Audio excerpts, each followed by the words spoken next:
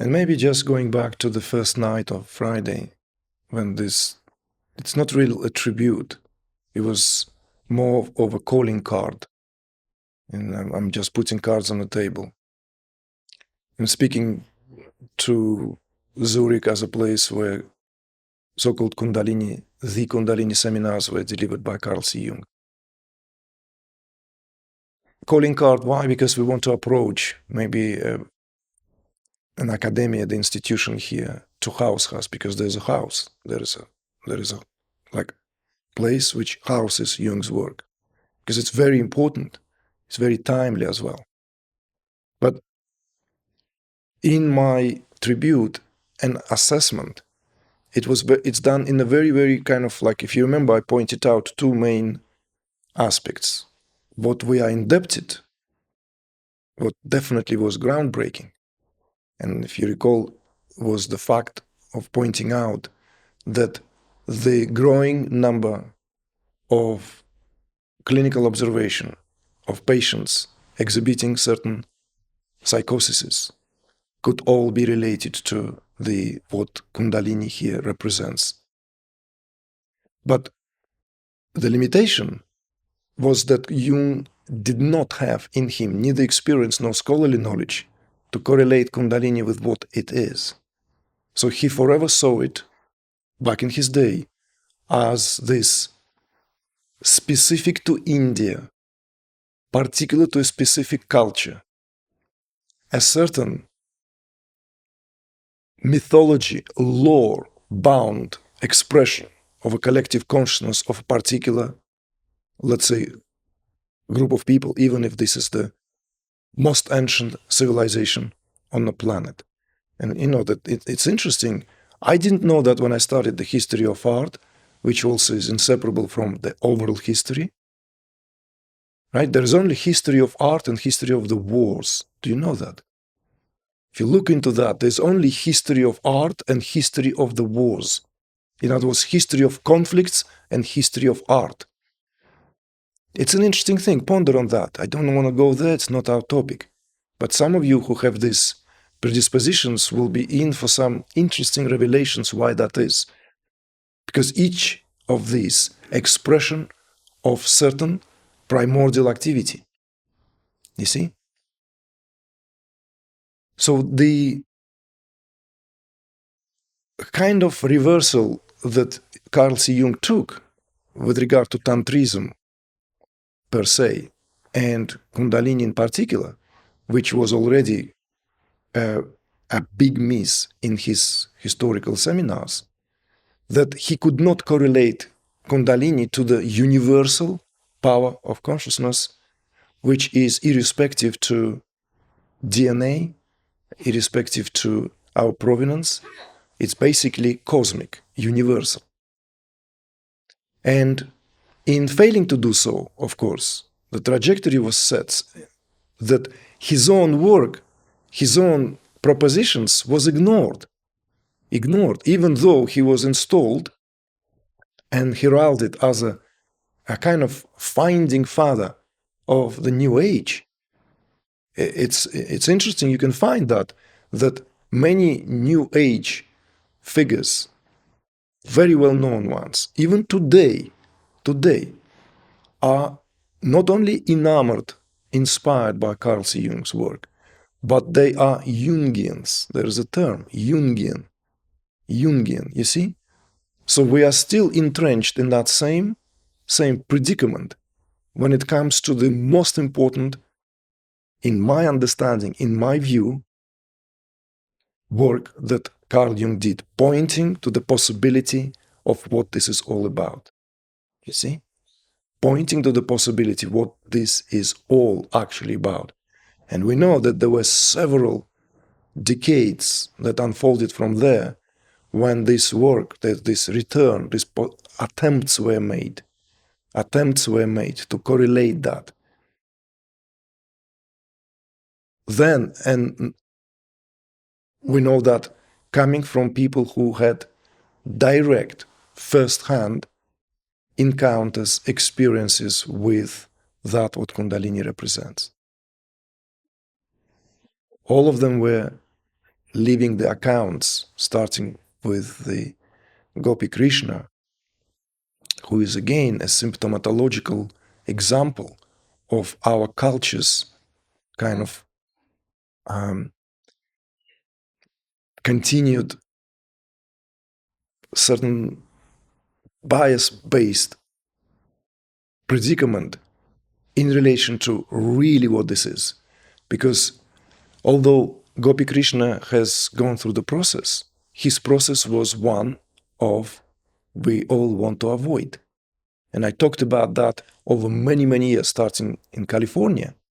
So Gopi Krishna's name is associated with someone who popularized Kundalini. And he's fascinating to read.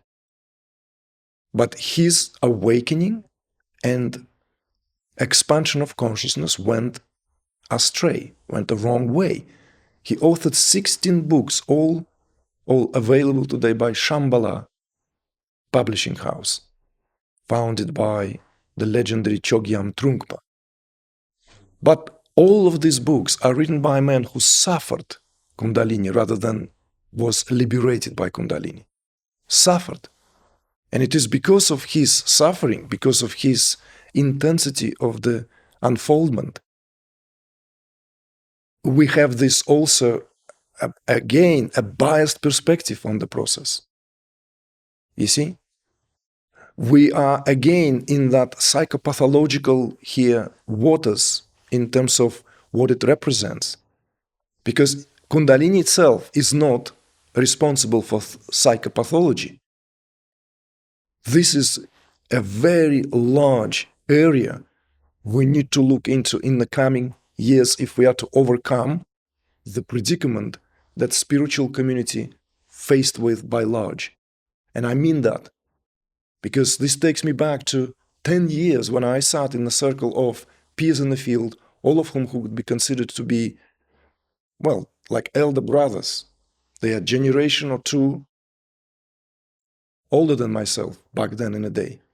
You know, these are people like Stuart Savatsky, Dom Elium, others, all of whom have profound, perhaps fully blown, fully transgressed Kundalini process. All of them became transpersonal psychologists. All of them were offered into helping people. And in California, this is amazing. It's probably nowhere else in the world. They were able to create their own body. You see? Their own body where they answered to each other.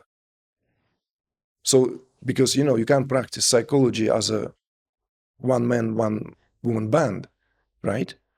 You know, like it's not like going to the Wild West and putting yourself like a star here. I'm a sheriff, you know, because I have a fastest gun in the hand, you know, actions. Well, that's happened.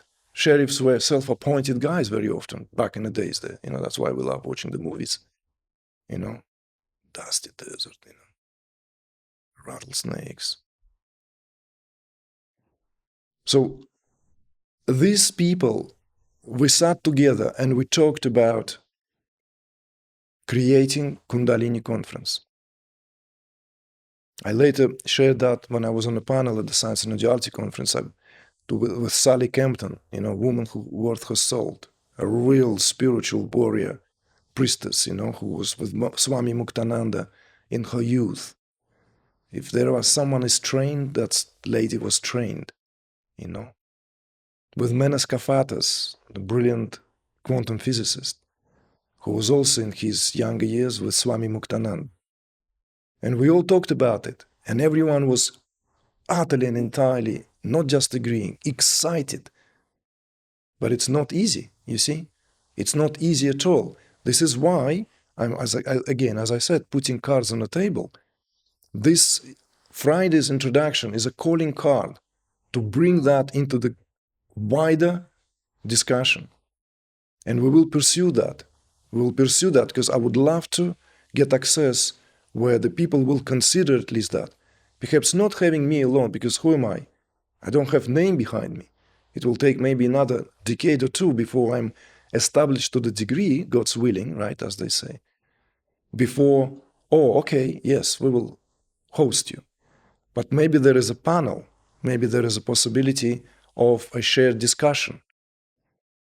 So I wanted to speak that, and why am I bringing this Friday address, is that why this is so difficult today is because there's very little reliable background.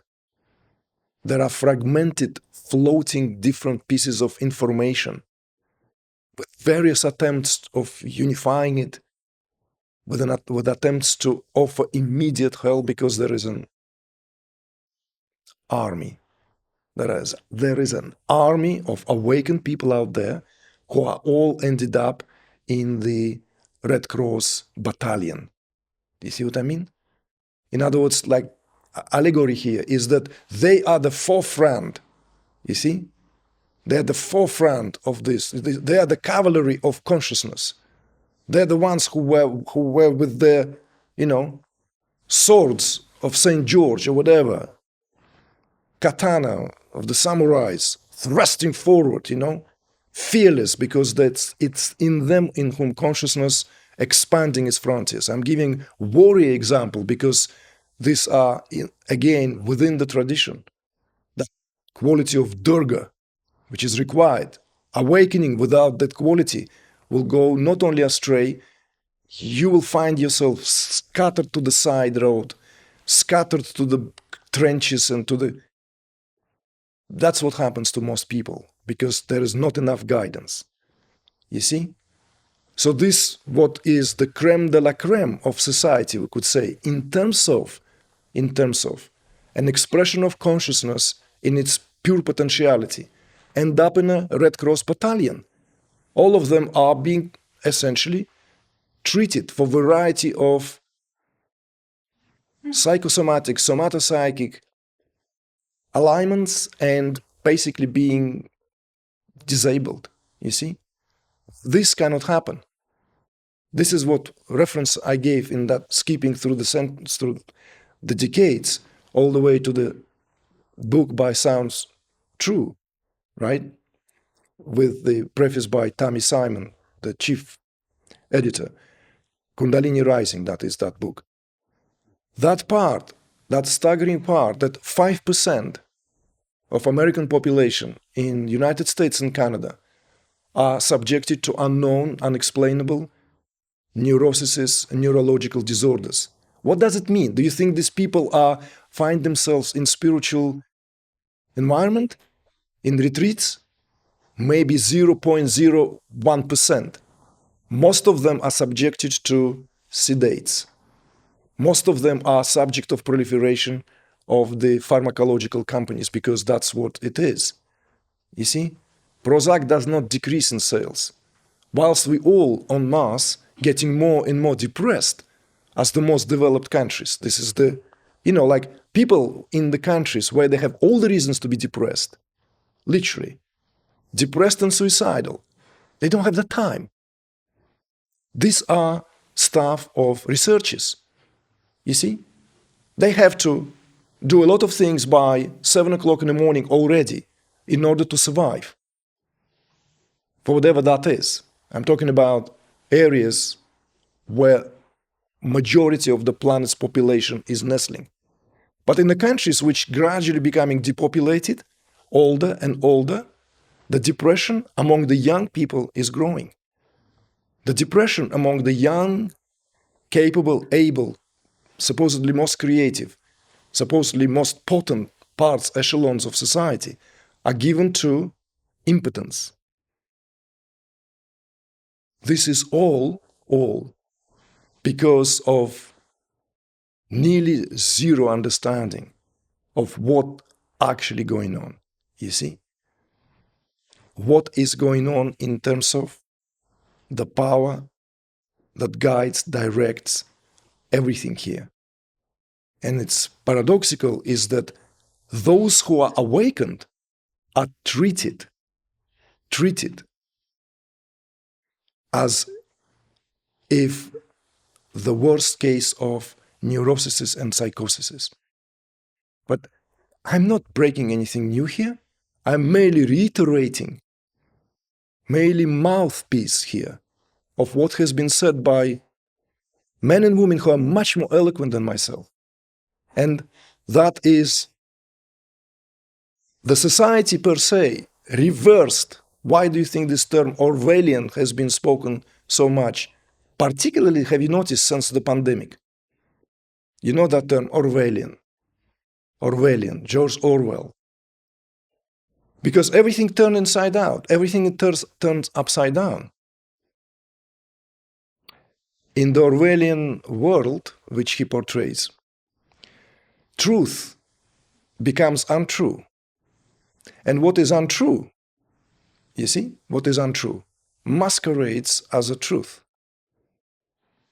And we could say that the parameters and measures of sanity have been confined by certain psychiatric, psychological framework, which is considered to be the measure of what it means to be a healthy, functioning individual. This is extraordinary.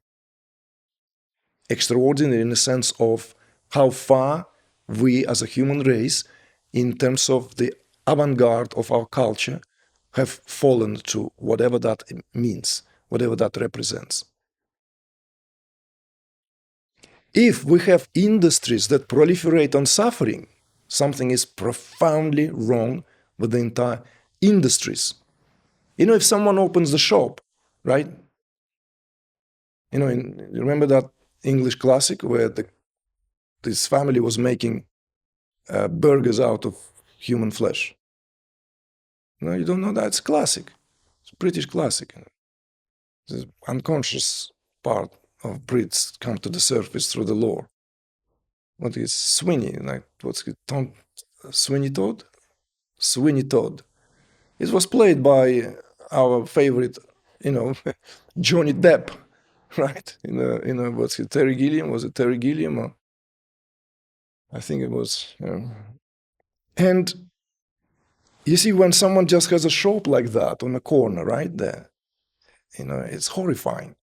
It's literally horrifying, you know, because the extremity of that, what it represents, is horrifying, you know. But when there is an industry, and you know what industry is, when things done spick and span, you know, men wear nice clothes, women wear nice perfume, and they go to work, and they do their work, which basically proliferates on people's sickness and suffering. Because that's what pharmacological industry is. It's not interested in a healthy society. Why? Because billions will be lost to families. Billions. Not a little bit marginally. Let's reorient ourselves. Let's start selling herbs. Let's just quickly... No, folks, you are in for some real revelation here. Because if society gets healthier, even herbs will be sold less. So therefore, like, everything has to be fucked up, excuse my French, or whatever that is, goes hereby, to the degree that even the state of our soil can no longer grow what naturally grows there, that would contain enough for us to be in harmony. You see?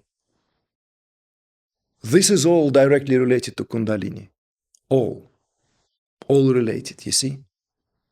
This is why it's so fitting to bring Carl Jung, and how a greatest attempt also became immediately the greatest failure. You see? The greatest failure there and then.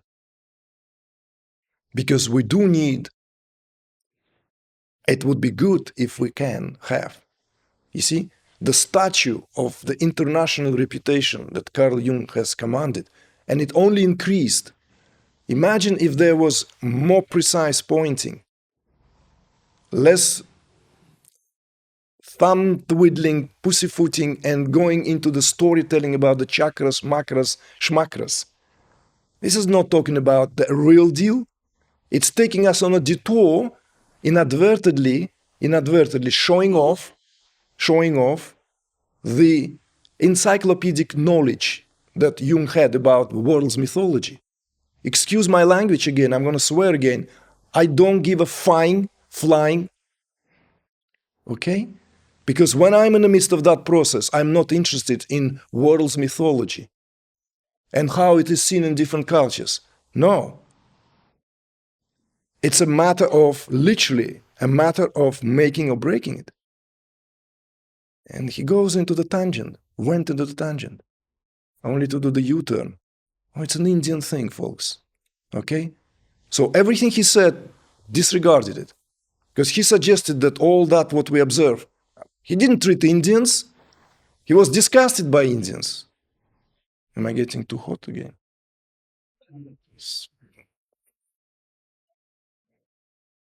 Disgusted by them. In fact, the Tantra, interest in Tantra was all from books, you see? But when he went to India and went to the Kali temples and in his diaries and letters, and so what happens here? Animal sacrifices, dried, clotted blood and tiled floors, and all that, Worship of Kali, yeah, because goats are sacrificed repeatedly. Smell, stench. He came back disillusioned. See? We all are enamored with India when we're sitting in a library. I mean, look, this city, imagine you're sitting in a library reading about Tantra. And give me a break. What else can you ask for? Huh? See? So it's India. It's Indian. And that's where we live now. In the complete confusion. The Indian culture is the only culture which is uninterrupted. Sanskrit is the only ancient language which survived to this day intact. Simple. Cultures came, rose, reached its zenith and vanished. Ancient Greek was spoken. It's a language of the dead academies, language of libraries. Latin flourished, was the most spoken language in Western Hemisphere, certainly in Europe. What is it? It's a staff of libraries and some kind of like very specialized departments. Nobody speaks Latin today. But people do speak Sanskrit today. Recite, speak, sing. Sanskrit. Civilizations of ancient Egypt, Mesopotamia, Yangtze rivers that gave birth to Chinese civilization. All came and went. All came and went. But Indian civilization goes all the way back to the destruction of the Harappan civilization, which was prior to that and considered to be much more ancient. Has uninterrupted history. It's actually mind-boggling if you just look at it. Uninterrupted. In other words, it's the part of the world where civilization did not vanish and kept intact and only enriched itself. You see? So it takes a lot to separate wheat from the chaff, because when you go there, when you encounter with this culture, because it's so vast, millions of gods, no names for them. But Kundalini is not Indian thing. And awakenings of Kundalini today are no longer subjected to a DNA connection. So I wanted to start our day today with this brief summary and a reminder.